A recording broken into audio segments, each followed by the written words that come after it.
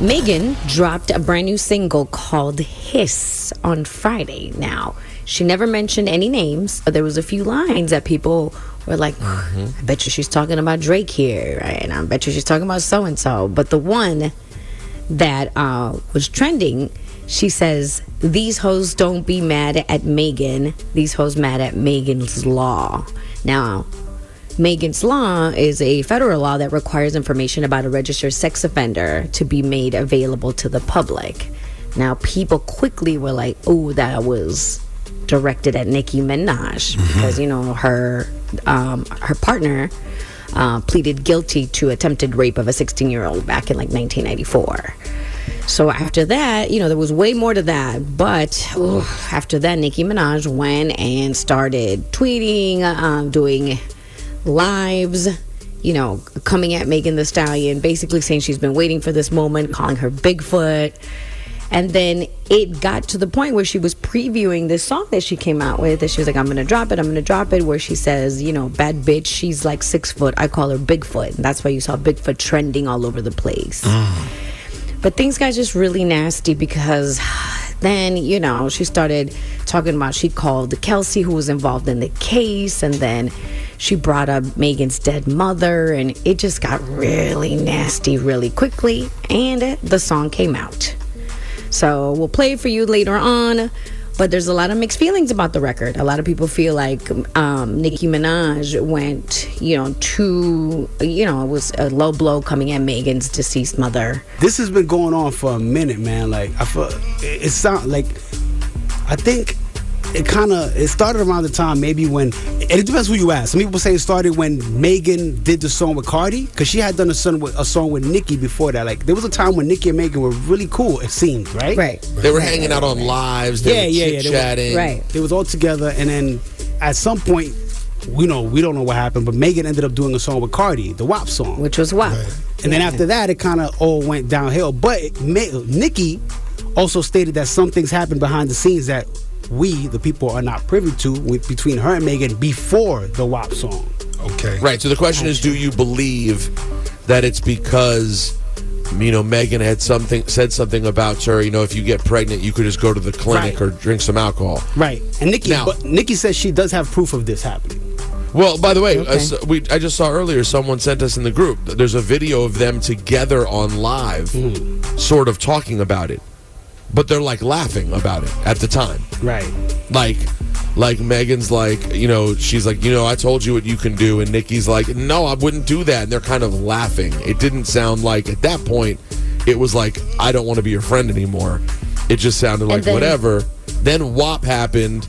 I mean, guys, we can't ignore history. There's a long history here that if you line up with any of Nicki's ops in any way, you are now an op of Nicki. We've seen that many times. The Queen's, what I like to call the Queen's theory. The Queen's theory. Well said. And then remember, we saw Nicki Minaj at a Rolling Loud stage, and then I heard her say, like, I don't F with horses. I don't F with horses since Christopher Reeve. Remember, she started saying that, and it was like, oh, I was taking shots at Megan. Right. And that went viral. So that people were just like, okay, so they definitely have beef. Right, and so there had been a little tit for tat ever since that it existed. Right. And I'm sure there are many other countless little things that we are not mentioning here, which now leads us to Hiss, where Megan says what she says, and then Nicki last night, after like 3 or 4 nights of like lives, you know, and I mean, guys, could you be honest, the lives are a little weird. They're like meandering.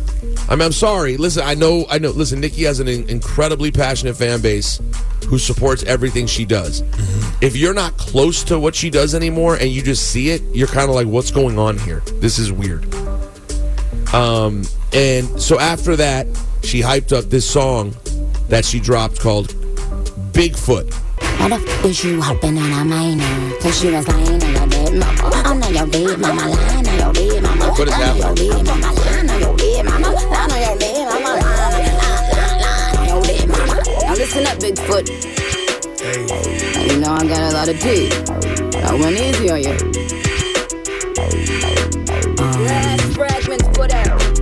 You know, whenever I meet a woman that would her friend's man and let you turn it off. I don't understand what she's saying. I can't do it. I don't. No one steps in and goes, Nicki, we can't hear what you're saying anymore. Like, that just turned into nothing by the end. What was that? It just sounds, it's not mixed well. If you go listen to the acapella, you can hear what she's saying. And the acapella is up, I saw on Spotify, so too. You can hear what she's saying on the acapella. And what does she say? The song, I mean, she's just literally spilling tea about Megan and everything that's been happening. Yeah. Sounds like she's just calling her a liar all around. And saying lots of people that she hooked up with. Right. Yeah. I mean, yeah, the beat could have been better for sure. Yo, want to hear what it sounds like when there are 5 people on a radio show scared to deal with her fans? I respect that Nicki came back on some hip hop stuff and she came and she dropped the song. Yeah. The only thing that I saw, and listen, I don't know if it's true, and I hope not, but I just saw like on Twitter saying that the barbs were like found, Megan's mother's grave, and they had to call the cemetery to like give people like a heads up so they wouldn't go there and destroy anything. Certain things I just be like, come on, man, like it's just morally, come on, man, just stop. I don't know if it's true. I saw it on Twitter, and it could be a lie, but I really hope it's not. I hope it's not. I saw that part too, and I mean, but Nicki didn't ask for anything like that. I mean, listen, I didn't like that record. I didn't think it was good. I think at least Ebro's not here today. None of us, I think none of us think the record's particularly hot, but I also didn't hear her encouraging anyone to do anything like that. These people are grown people and make decisions. No. But that's what I'm saying. I'm not even saying that she encouraged them. I'm just saying, like, it's sad that they take it there. I know, like let people have their rap beef. You don't need to. I don't know why people need to be involved in it personally and then try to do their own thing. It's very strange. But at the same time, I also understand the thing of like everyone loves to say, stay out of ladies' business. It's so low-key sexist. This is a public rap beef. There are no different rules because they're girls. What? Right. Oh no, they're hitting each other with a purse, and I'm just supposed to watch. Like, this is a rap beef. Like, why would we not talk about it? We talk about Drake and me. We talk about Nicki and Meg. Absolutely. I do think this is Nicki below. did say though. Oh, sorry. Go ahead. No, I said I do think this is below Nicki's rap bar though. For me, Nicki's rap bar is very high. Agree. Yeah, and I think this is below her rap bar, bro. So let's see what happens, because Nicki did say she's waiting. Let's see what Megan has to say, because she apparently has 5 more records in the stash. Nicki said, this is a light tap. So, I mean, it was a light tap. Hey, Nicki, I'm going to say something I know from my history, and I know Nicki doesn't particularly respect my rap opinion, so it's fine. True. But from my slight history watching rap beefs over the last 20-some years, don't come with 5 more records. That has never gone good. Everyone who then does the extra records, guys, they're almost always the ones people go, why'd you do that? Yeah. Even during the good rap beefs where like there was a good back and forth, what happened when Jay-Z started doing the extra, when it went to Super Ugly, and then started doing the ended up rapping on the Bad Intentions. What was the name of that one?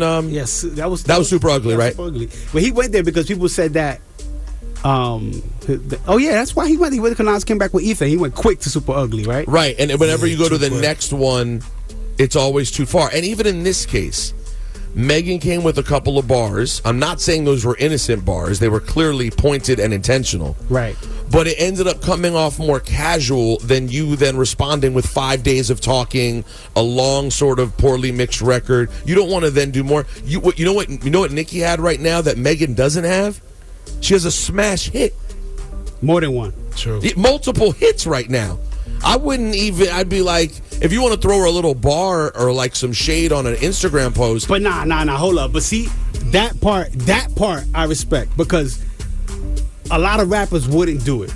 They would just sit there and be like, oh, I'm not going to respond to that little bar. The fact that Nicki went out of her way she's like, let's go. I respect that 1,000%. True. No, but when you do that, you gotta come. You gotta go all the way. You gotta go. You can't piecemeal it. You gotta go all the way. If Nicki gets on the right beat and doesn't try to overcomplicate it, she could end up. She could be really vicious. Could end up with a club banger that everybody is singing, but this ain't it. I don't know why Shawnee keeps going back to the club banger for these people. That doesn't happen, bro. It's happened once in history. It was called back to back. When you think of KRS, Bridge is Over. Shawnee was 30 still not over years ago. No. When you think of back to back Drake. That's it. That's it. And that's where it stops. Jay-Z Take Over. Was not a club banger. It still was hitting in the club. No, it wasn't. When you create something that people are singing a chorus in a battle, it does give you the edge. That's what I'm saying. I The hear only you. one I could think of is Back to Back to Rosenberg's Point. Yeah, That was a club banger. KRS. No, not the third. Takeover. You know, I prefer Takeover. I hate Ether. I'm a Takeover guy. It was not a club banger. It was not a club banger. It was a stadium concert, banger. I'll give you the KRS for sure. For sure. But I was 5 years old, and I'll give you back to back, which was super unique. Now, I will say this: when Remy came with hers a few years ago, that wasn't a club banger, but it was an immediate. It resonated really well. Like, you can come with a joint that hits and people play it. Right. I just don't know if I'd use the word club banger you're dancing to it. Well, I'm saying it seems to, because a battle, you listen to it and then it kind of goes away.